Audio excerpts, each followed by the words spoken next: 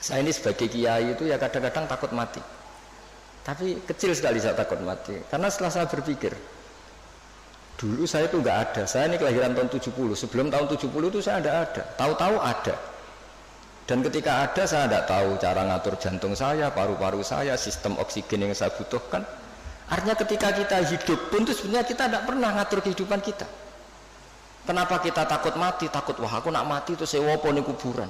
Wis ditimbun, diapaan terus bisa apa? Sebetulnya zaman kita hidup pun kita bisa apa coba? Apa terus mentang-mentang bupati dia ngatur jantungnya sendiri kan ya enggak? Apa mentang-mentang presiden terus bisa ngatur oksigennya kan enggak? Sebenarnya zaman kita hidup itu ya enggak bisa ngatur diri kita. Makanya inna sholati wa nusuki wa mahyaya wa mamati lillahi rabbil alamin. Jadi ulama itu melatih itu.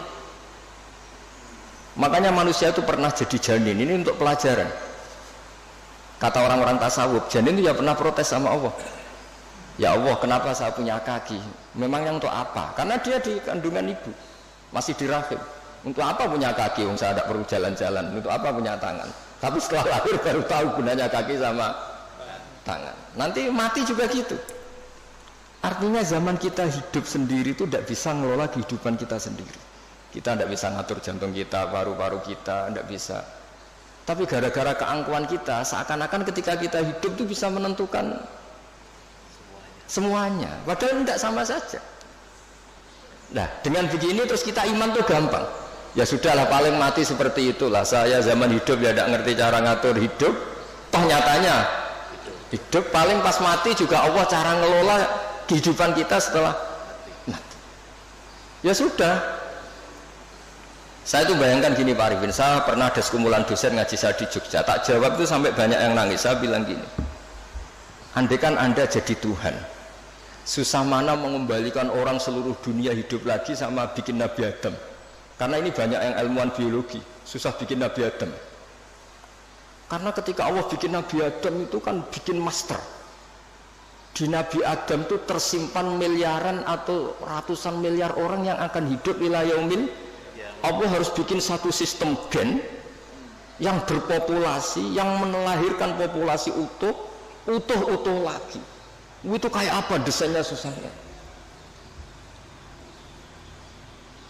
Di Nabi Adam itu awal mula coba harus bikin sperma yang nanti itu jadi indukan semua sperma seluruh dunia. Jadi cara ilmuwan nak wis ana dibalekno gampang, sono datane. Ana adene cara notaris. Artinya apa? Sebetulnya alam seluruh manusia ini pernah ada di satu fisik orang, yaitu Nabi Adam.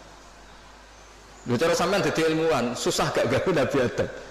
Bikin manusia master yang nanti melahirkan miliaran orang dan semuanya mandiri. Setiap kelahiran itu kan punya jantung sendiri, punya paru-paru sendiri, punya. Terus masternya itu bikinnya gimana soalnya?